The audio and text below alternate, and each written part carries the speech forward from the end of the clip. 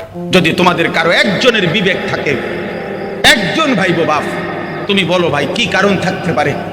আসমানের দিকে তাকাইয়া বলো না, এমন মালিকের নাফরমানি কেন করছো? ওই মালিকের সাথে তুমি কেন রাগ করলা? আজ 365 দিন কোনো দিন ফজরের নামাজ পড়লা না, এমন মালিক কেমনে ভুলে গেল? 24 ঘন্টা বেঁচে থাকার সমস্ত উপকরণ যিনি দিচ্ছেন, এক ওয়াক্ত নামাজও পড়ো না, একটা সেজদাও তাকে দাও না, এমন নিকৃষ্ট, এমন জানোয়ার কেমনে হইলা? এমন মানুষরূপী হাইওয়ান কেমনে হইলা? তোমার হায়াত যতক্ষণ, তোমার বাবার হায়াত ততক্ষণ না। এই পৃথিবীর বেঁচে থাকার সমস্ত কিছু আমাদেরকে প্রতি মুহূর্তে দিচ্ছেন তো আল্লাহ। কে? তাহলে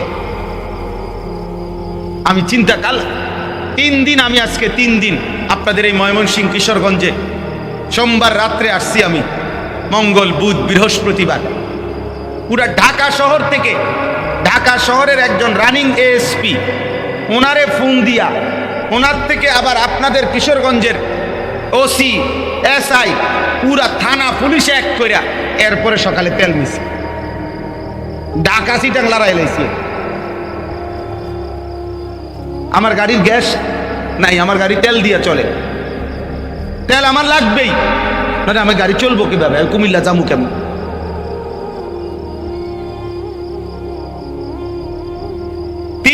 গত রাত্রেও সারা রাত্রে চেষ্টা করছে, দিতে পারে না। আগের রাত্রেও চেষ্টা করছে, দিতে পারে না। আজকে সকাল 7টা বাজে এরপরে তেল দিছে কোন রকম। বলো ভাইয়া, তাহলে একটি জিনিসের কারণে যদি এমন হয়, একদিন কথার কথায় একদিন যদি লবণ বন্ধ থাকে, তা আমাদের সারা দেশের মানুষের রান্নার তরকারির কি অবস্থা হবে? এক সপ্তাহ যদি গ্যাস বিদ্যুৎ তেল 3টাই বন্ধ থাকে, দোস্ত আমার, প্রিয় ভাই আমার, তা আমাদের হালাত কি হবে? হ্যাঁ, মা আসাবাকুম মিন মুসিবাতিন ফাবিমা কাসাবাত আইদিকুম। আল্লাহ তাআলা কোরআনুল কারীমের মধ্যে বলছেন, বান্দা, তোমাদের উপরে যত মুসিবতই আসে, সকল মুসিবত তোমাদের গুনাহের কারণে। কি কারণে? তাহলে আমাদের এই তেলের সমস্যা আমাদের কি কারণ? আমাদের গুনাহ, আমার গুনাহ, আমার গুনাহ। হযরত হাসান বসরি রাহমাতুল্লাহ আলাইহি একজন বিশ্ববিখ্যাত বুজুর্গ তাবিঈ ছিলেন। হাসান বসরি রাহমাতুল্লাহ আলাইহি উনি বলতেন, আমরা কিতাবে পড়ছি, ওনার গৃহপালিত পোষা প্রাণী, গরু, ভেড়া, বকরি, হাঁস, মুরগি যেগুলো উনি পালতেন, এগুলোরও যদি কোনো রোগ হইতো, অ্যাক্সিডেন্ট হইতো, বিপদ হইতো, খোদার কসম তিনি কাঁদতেন আর ইস্তেগফার করতেন আল্লাহর কাছে যে আল্লাহ, আমার গুনার কারণে আমার পোষা প্রাণী কষ্ট পাচ্ছে, ওদের তো কোনো গুনাহ নাই, গুনাহ আমার। উনি ইস্তেগফার শুরু করতেন, আল্লাহর কাছে মাফ চাইতেন যে আল্লাহ, আমারে মাফ করে দেন, আমার প্রাণীগুলো কষ্ট পাইতেছে। গরুর তো কোনো গুনাহ হয় না বাপ, ছাগলের কোনো গুনাহ নাই, জন্তু জানোয়ারের কোনো গুনাহ নাই, গুনাহ আমার। গুনাহ কার? আমার। তোমরা কি পরিমাণ যুবক এখানে, তোমরা বলো ভাই, এই পর্যন্ত যত নারী ছবি, অশ্লীল দৃশ্য দেখছো, কি পাইলা বাপ? আল্লাহ থেকে কি পাইলা? আর নর্তকী থেকে কি পাইলা? মোবাইলের অশ্লীলতা, বেহায়াপনায়, অসভ্যতায় কি পাইলা ভাই? আল্লাহকে ভুলে নামাজবিহীন জীবনে কি অর্জন হয়েছে? এই পৃথিবীর যেই কোনো, আমি চ্যালেঞ্জ করলাম, এখানে জেনারেল পড়ুয়া ছেলে বেশি, তোমাদেরকে বললাম, আমি চ্যালেঞ্জ করলাম যে এই পৃথিবীর কোন দার্শনিক পণ্ডিত, পৃথিবীর কোথাও ছেলে পুরুষ মানুষ চুল নিয়ে ব্যস্ত থাকা, এটা হাফ লেডিস, অর্ধেক নারী, এটা সম্পূর্ণভাবে অপদার্থ একটা প্রতিবন্ধী ছাড়া আর কোন সুস্থ স্বাভাবিক পুরুষের কাজ হইতে পারে না। পুরুষ বেটা লড়বে, পুরুষ জীবন দিবে, পুরুষ পৃথিবী গড়বে, পুরুষ আল্লাহর দ্বীনের জন্য জান বাজি রাখবে। এ ছিল মুসলমান নওজোয়ানের কথা। আর কাপুরুষ তোরে বেঈমান চুলের মধ্যে লাগায়া তোর ঘন্টা মিনিট শেষ করে দিছে বেটা। তুই কাপুরুষ বেটা, অপদার্থ বেটা, আকামলা বেটা। চুল কোনোদিন পুরুষের শোভা না, চুল নিয়ে ব্যস্ত থাকা পুরুষের কাজ না, এটা বেডিতের কাজ। চুল হলো নারীর শোভা। মহিলাদের চুলের মধ্যে সৌন্দর্য আছে, মহিলাদের চুলের মধ্যে জন্য চুল নিয়ে মহিলাদের ব্যস্ততা থাকে, পুরুষের চুল নিয়ে কি থাকে না, ব্যস্ততা থাকে না। এ তো হাফ লেডিস, এ তো কাপুরুষ বেটা। ইবলিস শয়তান দীর্ঘদিন যাবৎ চেষ্টা করছিল, সাবেক ইবলিসের শয়তানের বিগত প্রকল্প ছিল দাড়ি কাটার উপরে, দীর্ঘদিন যাবৎ ওইটার উপরে মেহনত ছিল। আলহামদুলিল্লাহ এখন ব্যাপকভাবে ওলামায়ে কেরামের বলার কারণে জেনারেল শিক্ষিতদের মধ্যেও, জেনারেল চাকরিজীবীদের মধ্যেও দাড়ি রাখার প্রবণতা গত 20 বছরে 10 বছরের চাইতে অনেক বেড়ে গেছে আলহামদুলিল্লাহ। এটা ইবলিস বুঝছে, এই জন্য এই প্রকল্পে যেগুলা ছিল এগুলারে এদিকে না বরাদ্দ দিছে যে এটা আপাতত স্টপ রাখো, এমনি এমনি যে কাটে কাটুক, না কাটলে না কাটুক। এখানে বেশি সময় না দিয়া এখন নওজোয়ানদের চুলের উপরে বেশি সময় দাও, এই জন্য এখানে অতিরিক্ত বরাদ্দ দিছে শয়তান, চুলের উপরে বরাদ্দ বাড়াইছে, বাড়াইয়া এখন কুলাফার সব পাগল বানাই দিছে। এগুলা কি চুল নিজেও কইতে পারবো না, যারে বেটা যার চুল রাখছো তার জন্মের ঠিক আছে কিনা তুমি খবর নাও বেটা। আরে এখন প্রতিবাদ করো বেটা, নাই তো এখানে দাঁড়াও। তুমি যে সেলুনের কাটিং এ চুল কাটছো, সেলুনের মধ্যে যাদের চুলের কাটিং লাগানো আছে, যেই সমস্ত মানুষ, এরা পৃথিবীর কোন নামি দামি সম্মানী মান্যগণ্য মানুষ কিনা, নাকি এদের কোন জন্ম বংশের ঠিক আছে কিনা তুমি খবর নাও। তাইলে একজন সুস্থ স্বাভাবিক মানুষ, আল মারউ আলা দীনে খালিলিহি, মানুষ যাকে পছন্দ করে, নবীজি বলছে মানুষ যাকে বন্ধু বানায় তার আখলাকে, তার চরিত্র, তার সে চরিত্রে প্রভাবিত হয়। নবীজি বলছেন বিশ্বাস করো আব্বা, তোমার এই চুল, তোমার এই চলাফেরা যাদের মতো, নিশ্চিত তোমার অজান্তেই তুমি ওই বেঈমানের আসর তোমার উপরে পড়বেই পড়বে, তোমার অজান্তেই। এজন্য হাদিসের মধ্যে আছে নাম পর্যন্ত ইসলামী রাখার গুরুত্ব কেন। আল্লাহ নবী সাল্লাল্লাহু আলাইহি সাল্লাম উনার জীবনে শত শত নাম তাৎক্ষণিক বদলাই দিতেন। যখনই শুনতেন নামের মধ্যে কোনো কুফরি আছে, নামের মধ্যে কোনো শিরকি আছে, নামের মধ্যে কোনো ক্ষতিকর কিছু আছে, তৎক্ষণাৎ বদলাইয়া আল্লাহ নবী নাম বদলাই দিতেন। কেন? এটা একটা গুরুত্বপূর্ণ বিষয়, সেখানে আখলাক চরিত্র। আমি আজকে আমার ছাত্র মাওলানা ইয়াহিয়া, আমার ঘনিষ্ঠ ছাত্র, যে আমার কিশোর যুবকদের প্রকল্পের যত কাজ আমার এগুলা সে করে, আমি তারে দেখাইছি। একটা ছোট্ট উদাহরণ বলি আব্বা। রাসূলুল্লাহ সাল্লাল্লাহু আলাইহি সাল্লাম মুতার যুদ্ধের দিন, নবীজির আমলে একটা যুদ্ধ হয়েছিল, মুতার যুদ্ধ। 3 জন সাহাবী সেনাপতি ছিল ওই যুদ্ধে, পরপর 3 জন সাহাবী শাহাদাত বরণ করছে ওই যুদ্ধে। তো এই দ্বিতীয় জন ছিল আমাদের নবী সাল্লাল্লাহু আলাইহি সাল্লামের আপন চাচাতো ভাই জাফর ইবনে আবি তালিব রাদিয়াল্লাহু তাআলা আনহু। যুদ্ধের ময়দানে উনি শাহাদাত বরণ করছেন, এই সংবাদ মদিনায় আল্লাহ নবী সাল্লাল্লাহু আলাইহি সাল্লামের কাছে আসছে। নবীজি সাল্লাল্লাহু আলাইহি সাল্লাম চোখের পানি ফেলে কাঁদছেন, চাচাতো ভাইয়ের শাহাদাতের খবর শুনে দোয়া করছেন, করে সাহাবাদেরকে নিয়ে ওনার বাড়িতে গেছেন। ওনার 3টা ছেলে ছিল, অবুস এতিম সন্তান, ছোট ছোট বাচ্চা হযরত জাফরের। আল্লাহ নবী সাল্লাল্লাহু আলাইহি সাল্লাম 3টা বাচ্চাকে যেদিন শাহাদাত বরণ করছেন ওই দিন বাড়িতে গিয়া ডেকে আনছেন। একেবারে কসম খোদার, আমার কাছে এই কিতাব আমার গাড়িতে আছে। আল্লাহ নবী সাল্লাল্লাহু আলাইহি সাল্লাম এই দিন ছেলেগুলোকে ডাইকা আইনা ছেলেদের চেহারার দিকে তাকাইয়া আল্লাহ নবী সাল্লাল্লাহু আলাইহি সাল্লাম সাহাবীদের কাউকে বললেন, উদউলি আল হাল্লাক, চুল কাটতে পারে এরকম একজন সাহাবীকে ডাকো। আমার চাচাতো ভাই, আমার চাচাতো ভাইয়ের ছেলেগুলো ভাতিজাদের চুল বড় হয়ে গেছে।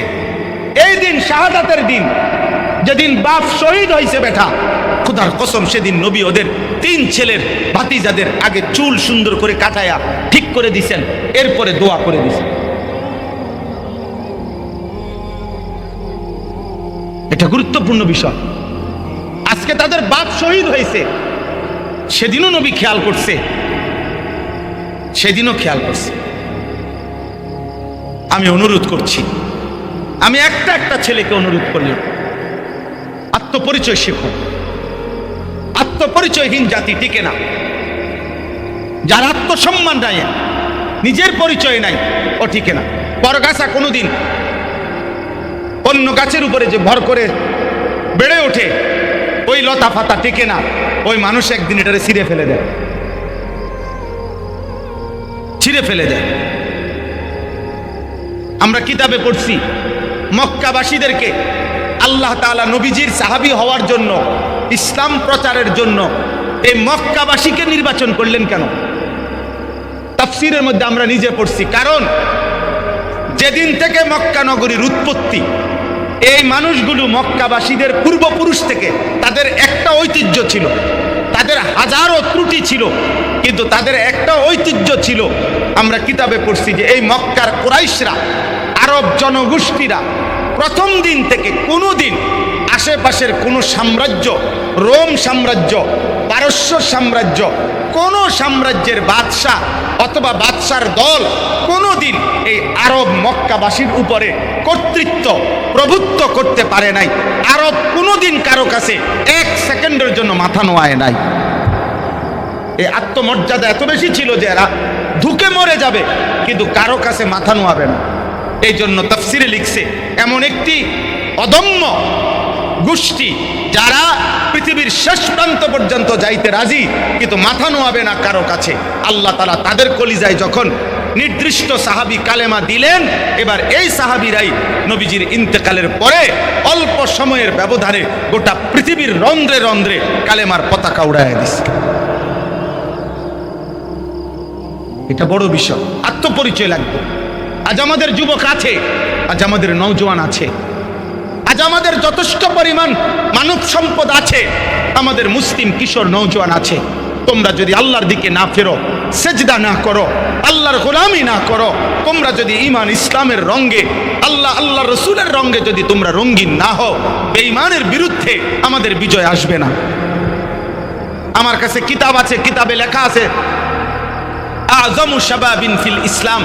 এই কিতাবের মধ্যে আছে, তাওরাত কিতাবের ভবিষ্যৎবাণী আছে, আল্লাযীনা কানু ফি সালাতিল ফজরি কাসালাতিল জুমআ। এই গাড়িতে কিতাবটা আছে, আমার আরবি কিতাব মোটা, আযমু শাবাবিন ফিল ইসলাম, এই কিতাবে আছে। বলো ভাই, আপনারা বলেন বাবা, আমাদের জুমা আর ফজর বরাবর অর্ধেক, 4 ভাগের 1 ভাগ। এখনো বিজয় দূরে, এখনো আরো খুন দিতে হবে, এখনো আরো রক্ত ঝরবে। ফিরতেই হবে, ইচ্ছায় হোক অনিচ্ছায় হোক, আল্লাহর দিকে ফিরতেই হবে।